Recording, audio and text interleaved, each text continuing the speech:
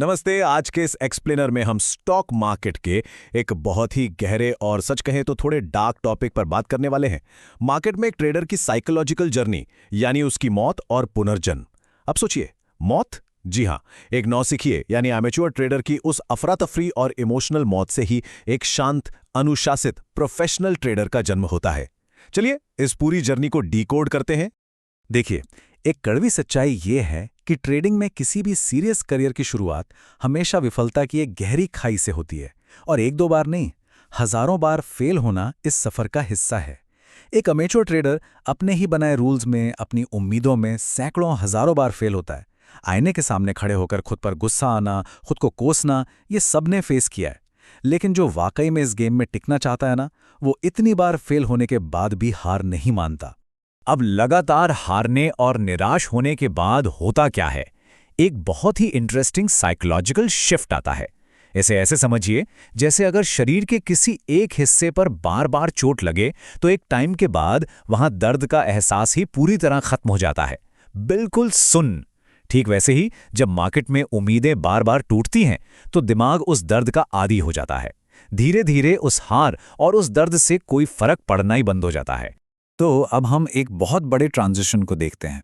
शुरुआत में जब कोई मार्केट में आता है तो सब कुछ इमोशनल केओस यानी भावनात्मक उथल-पुथल होता है।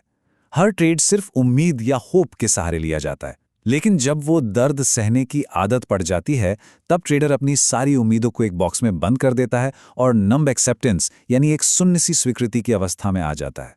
वो मान लेता है कि भाई मार्केट से उम्मीद लगाने का मतलब है सिर्फ और सिर्फ दर्द।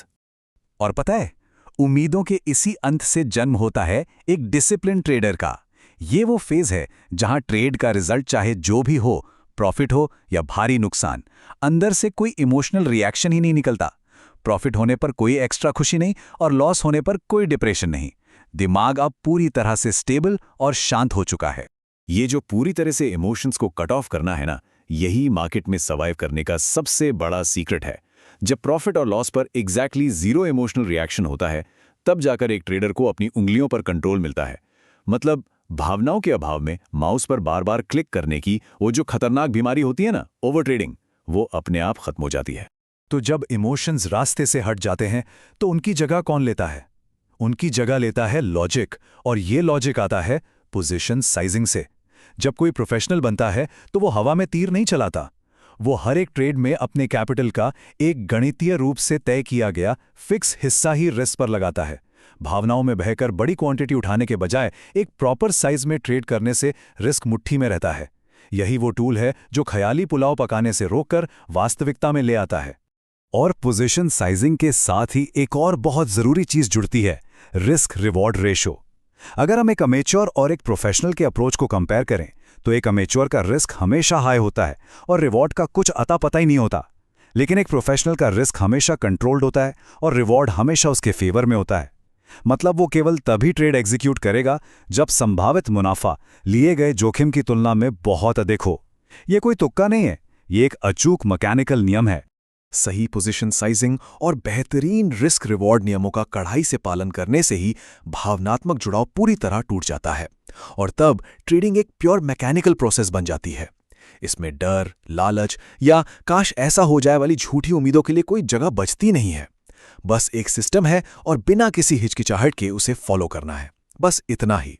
ये जो मैकेनिकल माइंडसेट है ना, ये आपको मार्केट का सबसे खतरनाक हथियार देता है, पेशेंस यानी धैर्य। अब अंदर कोई फोमो नहीं है, यानी फियर ऑफ मिसिंग आउट पूरी तरह खत्म। हर छोटे मूव को पकड़ने की कोशिश बंद हो जाती है। केवल अपने गणित के सही बैठने का इंतजार किया जाता है, बेकार के सेटअप्स को इग्नोर किया जाता है और बाजार के शोर से पूरी तरह इमोशनल डिटैचमेंट बनाए रखा जाता है।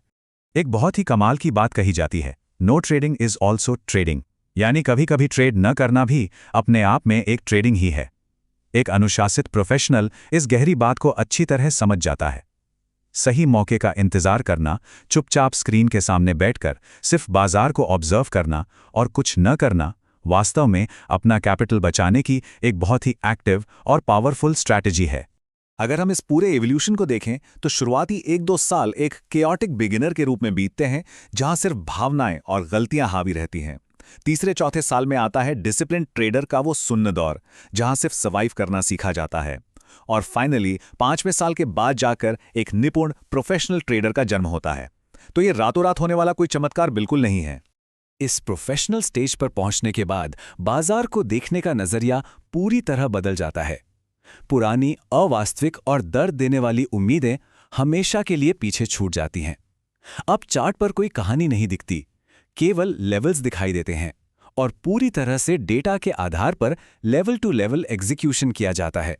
और इस मैकेनिकल इमोशनलेस ट्रेडिंग का सबसे बड़ा सबूत आपके लॉन्ग टर्म अकाउंट के परफॉर्मेंस में दिखता है, जहां एक अमेचर के अकाउंट में भारी उथल-पुथल होती है और एक डिसिप्लिन ट्रेडर का अकाउंट बस एक जगह रुक सा जाता है।